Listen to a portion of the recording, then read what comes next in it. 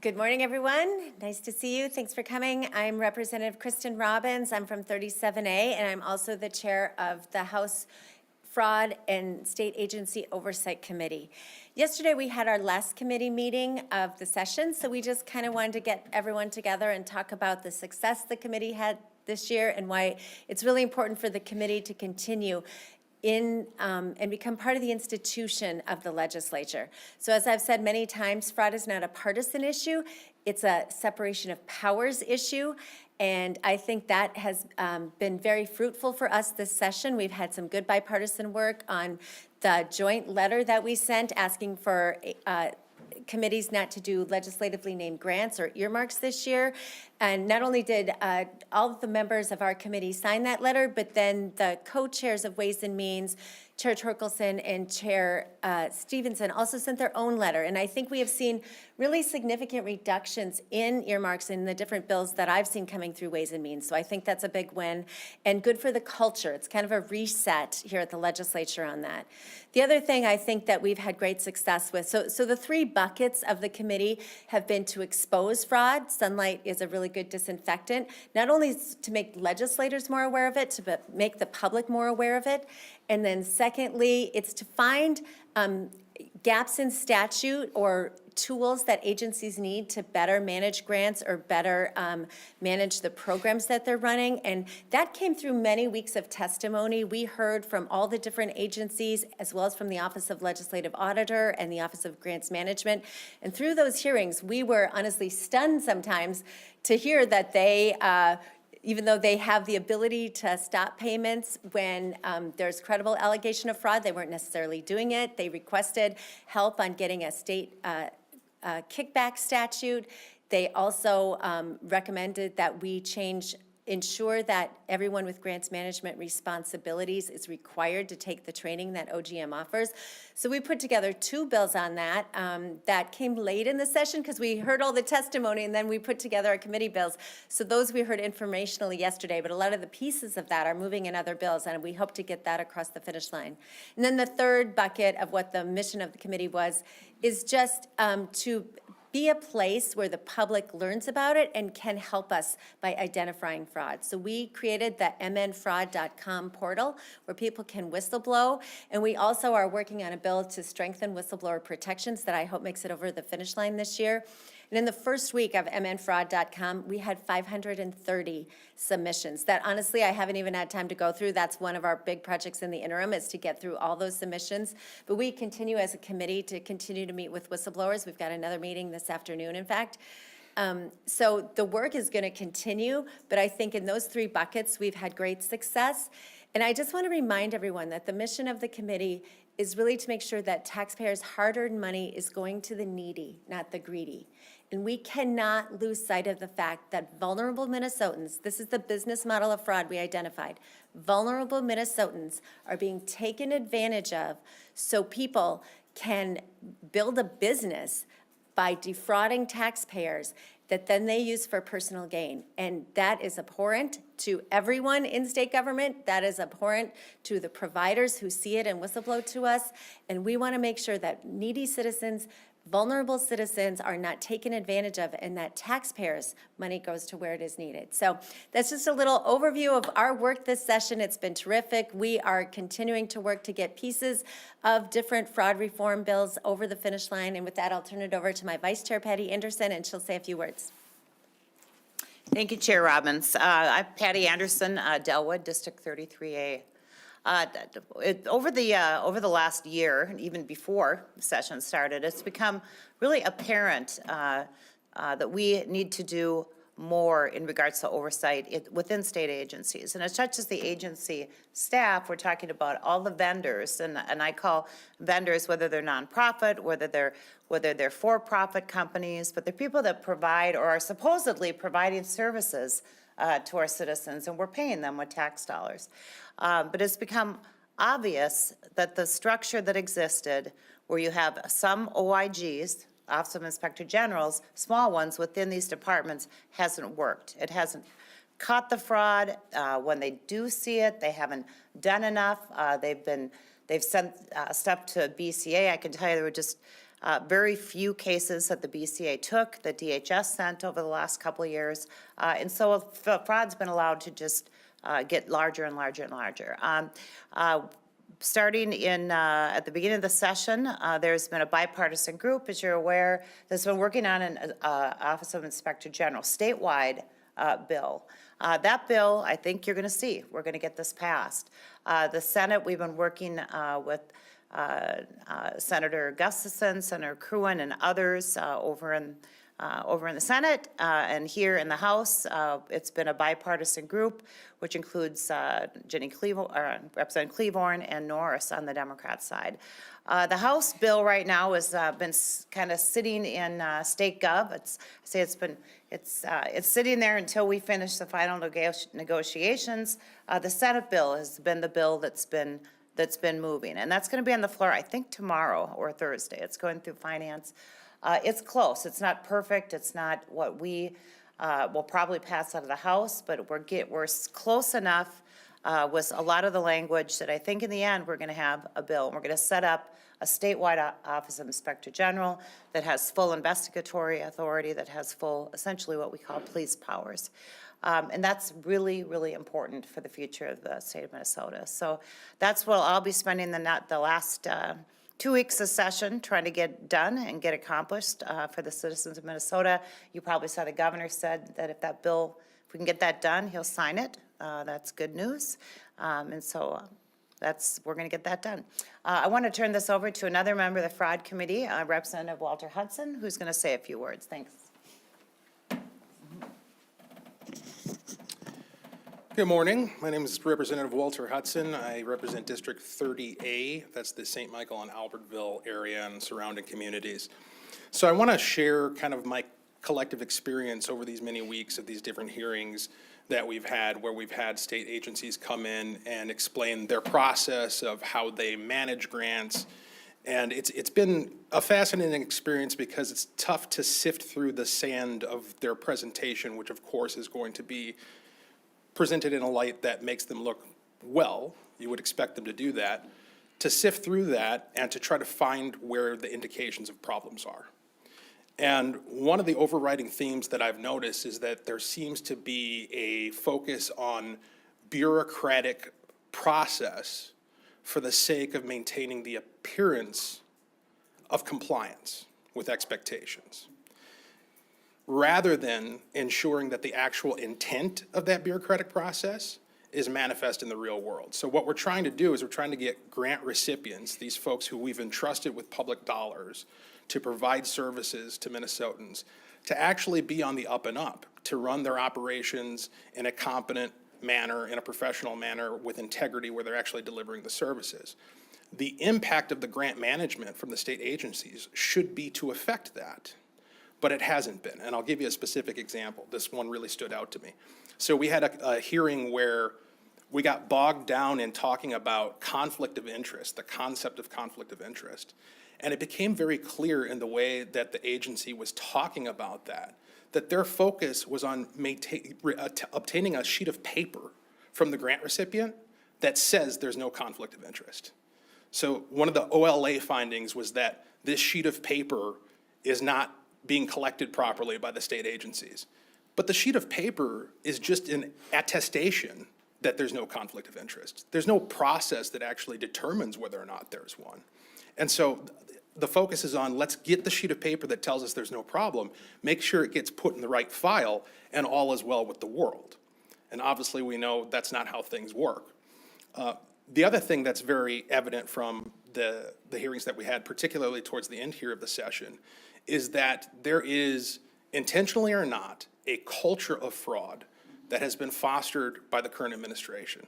And that became very clear when we addressed Attorney General Keith Ellison and had him come in to testify regarding the disclosed audio that has now been heard by virtually everyone at this point, where he's in a conversation with folks who would later be indicted in the Feeding Our Future scandal.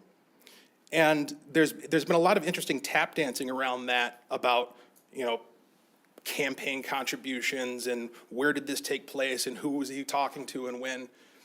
But all of that is kind of beside the point. The point of that revelation is in the content of what the Attorney General said. What he said was, we are in a battle with state agencies. He said, we are going to fight these people in reference to the state agencies. The state agencies are his client.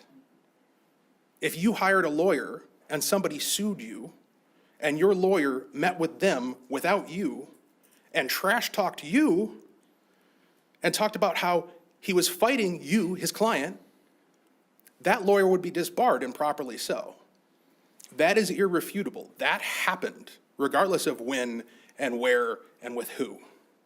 We also heard in that conversation that Governor Walz agrees with me, Keith Ellison said, that this piddly stuff shouldn't prevent people from receiving their grant distributions and staying in business. So when you look at the chain of relationships here, you've got the taxpayer who provides the resources. You've got the state agencies who administer the grants and manage them. You've got the grant recipient, and then you've got the people who are actually receiving the services.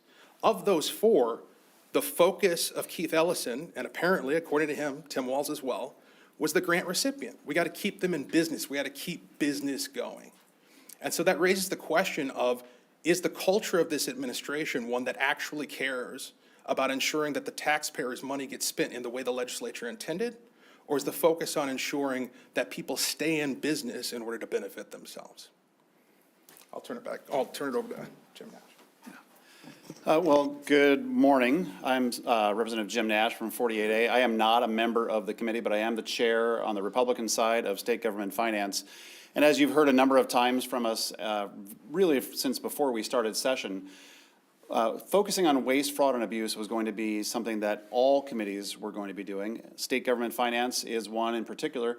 And if you'll remember, we had a press conference where I detailed my House File 3 that we sort of called fraud notes. And I wanted to let you know, if you haven't read every word of the State Government Finance bill, and I'm sure you all have, that it is in the bill in totality. So that is completely in the bill. There will be 4 full-time OLAs once that bill gets signed into law. And there will be some other fraud package pieces from Representative Davis that are in there. There will be a lot of focus on, in that particular bill, on doing the waste, fraud, and abuse. And to pick up on what Representative Hudson just said, that self-attestation that he mentioned, that's part of what House File 3 will also be driving, is a proactive approach from the OLA to go in and say, based on the recommendations that we have made over time, have you actually implemented these best practices into your day-to-day operations? So now, rather than just wait and have a bureaucracy say, yep, we did that, check the box, the OLA is going to be actually going forward and making sure that that's done. And I will admit that I came to this a little bit late. I left the floor, so I wanted to make sure that I had some notes with me, and this is the very simple note. It's right here. It says, fraud equals bad. And that's what I think that all of us have been focusing on from the very beginning of this session. Fraud is bad. And as you heard Chair Robbins say from the very beginning, this is not just fraud that doesn't impact anybody. It impacts people who, in good faith, pay their taxes to the state of Minnesota expecting that something good will come out of them. And what we have seen is something entirely to the contrary. So from my presentation, if you take away nothing other than fraud is bad, that's what we're focusing on. And the State Government Finance Bill has a lot of funding that will be going to combating waste, fraud, and abuse through the OLA. Everybody respects the OLA. She does a fantastic job, and that office always has done a fantastic job. That is how the State Government Finance Bill will land. I have every expectation that that provision will come into law. So thank you. So thank you very much. We're happy to stand for questions about the committee or about our work over the interim, whatever questions you may have. Madam Chair, it's the only committee that Republicans got to continue holding a majority on. Do you feel like it became partisan or that it still maintained the bipartisan process other committees had? You know, we really tried hard to keep it bipartisan because I really do see it as a separation of powers issue. But clearly, we have a 5-3 majority, and our colleagues didn't always agree with some of the things that we said in committee. But I think there is truly effort across both caucuses to address fraud. And I do think I would say some of our colleagues on the other side were frustrated that we didn't dive more into specifics with investigators or the business model of fraud, but we invited many of those people, and they declined our invitation because they don't want to expose the tricks of the trade in a public hearing. So we had some private meetings with prosecutors and others to kind of learn more about it from the behind-the-scenes role, but I think even in the Attorney General's hearing, his lead said she also didn't want to get too specific because they don't want to tip off the people they're investigating or give any, hints about what they look for. So, but I do think we saw a number of things about the business model of fraud. We're really helping agencies understand how they need to better manage, like when they see anomalies, when they see huge increases in licensure. One of the big things we found was that a lot of the fraud is taking place in areas where Medicaid has been expanded in Minnesota in recent years because those are unlicensed services. So think autism centers, peer recovery, addiction centers, sober homes. All of those areas are a huge area of fraud, and I think that was a big lesson learned from the committee that we are going to be diving into much more over the interim, and that I think the finance and policy committees will also be looking at in terms of bringing some regulation to those spaces. As far as the first year of this committee goes, how do you guys feel reflecting on, sort of what you guys are able to accomplish and whether the work that could have been done in this committee could have been enveloped into other committees like it was in years past? I don't think it could be well done in other committees. Not that they don't try and they don't have hearings, and all the committees are doing great work in their lane, but to have an enterprise-wide view of it is very different, and the policy committees and the budget committees don't have time. So creating the fraud committee for the institution of the legislature is really important because it gives a place for us to continue to have these broad oversight conversations. One of the issues that actually came out yesterday when we were meeting with the AG's head of the fraud control unit for Medicaid is that they also are frustrated by the lack of data and the lack of ability to look across agencies. So that's one thing I know Chair Nash is working on some technology upgrades for the state. But having that enterprise-wide lens is the mission of our committee, and I think that will help prevent some of the problems that have crept up because of siloing. Can you talk about the legislatively named grants? It sounds like, bipartisan support to rid of them, but there's nothing in any bill that would say this can no longer be a practice of the legislature. Is that correct? And do you anticipate something like that maybe next session, banning legislatively named grants and requiring all RFPs for such money? Right. I don't know that we can actually ban them, right? So every member has an election certificate. They can drop any bill they want. So I don't know that we technically can ban them, but what we need to do is change the culture. And I think we're having remarkable success on that already. The number of earmarks that are coming out of committees right now is way down.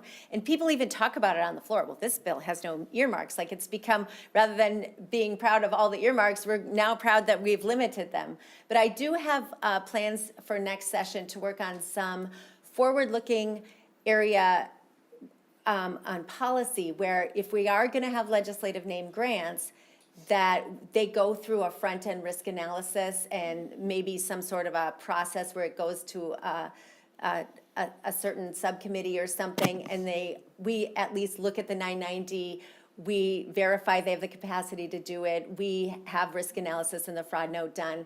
So, because we can't probably take away legislators' ability to do it, and to be fair, some of the grantees want to be legislatively named still because they don't trust the agency process. And they said, well, we would never get through the agency when it's, of a particular persuasion. And we want everyone to have a fair playing field for having access to doing the work for taxpayers, but we want to know the work is getting done and we want to know the money is spent wisely. And so I think there are ways we can work on that, but really limiting legislatively named grants will go a long way. Is there a reason it wasn't this session, that you couldn't do those things you just mentioned? Yeah, I'm in conversations with people about it, but again, we spent the whole first section of session having hearings and learning, and by the time we got our fraud committee bills dropped, it was deadline week. And so we just kind of ran out of runway because to just remind everyone, Democrats missed the first 23 days of session, so we weren't having committee. And then when they did come back, our committee only meets once a week, and it meets on Monday mornings. And there were 3 Mondays that were holidays. So we have really had limited ability to meet and get through the huge amount of work we have. So that's why we're going to continue to meet over the interim. Forgive me if this was asked before I came in. The Office of Inspector General, the House and Senate, I know have different versions. Just can you update folks on where that stands? Yes, Representative Anderson's been our lead on that, so I'll let her speak to that. Yeah, thank you. So the, where they stand right now is that the OIG in the Senate, I think, is going through finance today and will be on the floor, I think, tomorrow. So that's the latest thing I've heard. That bill has the Inspector General in the executive branch. Essentially, there will be, the way that it is now, there will be a panel of legislators from both parties, like the Legislative Audit Commission, and actually, I think it should be the Legislative Audit Commission, so you might see that, but nonpartisan, that will make recommendations to the governor. They'll make 3 recommendations. The governor can choose from those or choose his own, but it needs a 2/3 confirmation in the Senate. So it is what we have tried to do, very, very hard is to keep this office, whether it's in the legislative branch or the executive branch, completely independent of the administration. Because they have to be able, and independent of the legislature, frankly. They have to be non-political. They have to be able to do their job. And that's what has been the problem. We have had inspector generals within agencies that are political, that are appointed by the commissioners, that answer to the commissioners, that have been stopped in doing their job by the commissioners and by the governor's office. I know this, okay, because we've talked to former OIGs regularly. And so that's what we're trying to avoid. Now, the House bill is sitting in State Gov, where I say it's been held hostage for a month by someone, on the other side, who's actually working on the bill. But the bill is in under the legislative branch. The difference is, and this is what it's going to come down to, is that if it is in the legislative branch, it cannot have law enforcement power or police power. That's the difference, and that's a separation of powers thing. And when this bill started back in January, I think that was unknown about these things. So it's been this long process, and we're going to have to make a decision, assuming that the bill comes out of the Senate tomorrow in a form that's somewhat palatable, most of which we've been negotiating weekly together as a team. But assuming it comes out in a form that's worth giving it a shot to pass something through the House, then we will caucus that here and make a decision and go forward. So that's exactly what it is. Does that make?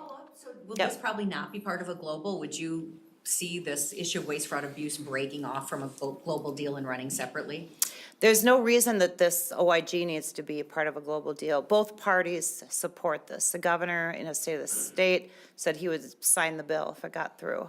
So this is not, this has evolved into a bipartisan working group where we've essentially been doing conference committees for months over at the Senate every Tuesday night. That's how this is, it's been working backwards because the state, the bill in the House is different and it's been being held up until there's an agreement. Do you think this actually might happen then? Yes, I believe it will happen. But I will know for sure when I see how the bill comes out of the Senate tomorrow. I want to go back to earmarks if I can, because Thank you. OLA has recommended since 2007 that you eliminate those. And I know you mentioned that that's probably something you can't do, but I wonder, you mentioned fewer earmarks this session, but you also had a smaller budget to work with. And I can foresee another session where there's a big surplus again and suddenly everybody wants earmarks. So I'm wondering if there are boundaries that you can see yourselves putting around these legislatively named grants.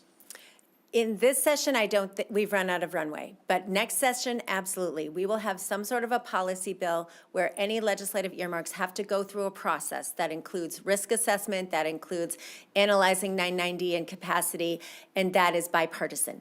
So that members can certainly recommend things like they do sort of to the Legacy Committee, but there will be oversight before legislatively named grants can actually be named.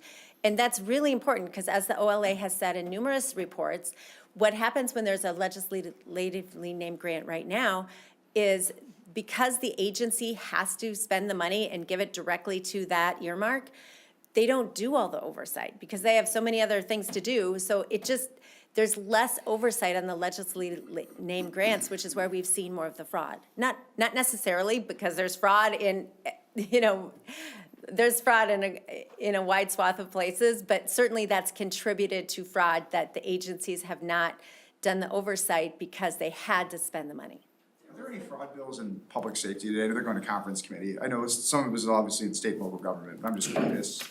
Yes, we've been kind of tracking all the different fraud provisions in different bills, and let me see if there's something in public safety.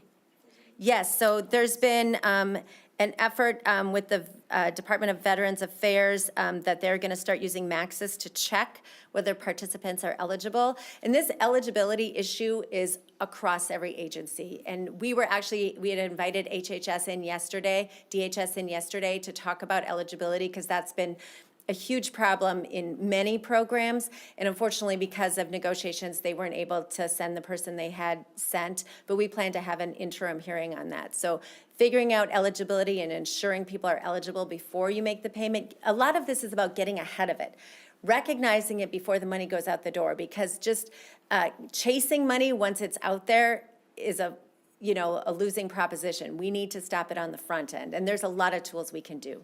Can Representative Nash answer the question? There was some talk a little bit about conflicts of interest more within the scope of agencies, but there has been a discussion about the legislature and conflicts of interest this year, namely over in the Senate with Senator Bobby Joe Champion. There was a code of ethics for state legislators in your bill, I believe, before it was taken out. Why was it taken out, and can you talk about, is there an appetite to do something on expanding conflict of interest rules for lawmakers? Because you guys, it's pretty narrow. I'd say that some of us are very interested in putting in conflict of interests. I think that if you watched the Senate yesterday, their own ethics hearing, that was a topic of conversation there. I think that it would be wise to put something like that into law. All of us stand for election, and a good legislator is more than happy to fling the doors wide open and let people take a look as to what's going on in that confluence of your personal life and your legislative life. However, I don't get to dictate everything that's in the bill, so that's sort of where the wheels on that bus fell off. So is that to say that the Democrats don't want it, or that you want to have more time in the interim to talk about the scope of that code of ethics? I'll let you use your words as to who doesn't want them, but that was not something that wound up going into the bill because there was not mutual agreement between Chair Cleaver and myself. Regarding the legislatively named grants, it doesn't appear the Senate has adopted the same practice as some of the committees in the House. So do you expect in conference the House members to acquiesce to the Senate regarding the legislatively named grants, or do you expect them to hold their ground regarding not including them in a conference committee report? We absolutely expect the House to hold their ground. This has been a top priority for House Republicans and for Democrats. As you saw, both letters were bipartisan. So we want to effectuate culture change, and holding your ground on legislatively named grants is a key part of that. Is this something you would foresee a DFL majority in maintaining the work on this committee? I hope so, and that's why we've tried very hard to be bipartisan where we can, because to me, we want this committee to outlive this session. It's very important to the institution of the legislature to provide oversight of the executive branch. So my hope is that regardless of who's in charge, regardless of who's governor, there will always be a fraud committee. And I've encouraged our counterparts in the Senate to create a fraud committee because I think it should be in both bodies. Is the sense with the members that you shared the committee with on the other side of the aisle that they would like to continue that work? I've honestly not had that conversation with them. Clearly, they didn't want to create the fraud committee, but I think now that we've had our first session under our belt and it's gone well and we've actually identified real things that need to be changed, I'm hopeful that they will now see the value of it and that it will continue. Did you guys probably one more experience any setbacks not having the subpoena power that you wanted? I don't think so this session. So we did talk about it a couple times, and I think for laying the groundwork, it wasn't necessary this session. There may be times when it's necessary, and my hope is that we would get bipartisan support if we came across a case where we felt it was necessary. But so I meet regularly with very significant whistleblowers. And what's been the disposition of those cases is that I tell them, please go to the FBI, please go to the US Attorney. So we have handed off very significant allegations of fraud that we've uncovered throughout this session that, have been behind the scenes to law enforcement. And then once law enforcement takes it over, we don't know what's going on with the investigation. But so in that sense, we haven't needed the subpoena power because our committee doesn't have law enforcement authority in any sense. We're an oversight committee. So our best use when there's something that rises to that level is to turn it over to law enforcement, which we have done on a number of occasions. Thank you. Thank you.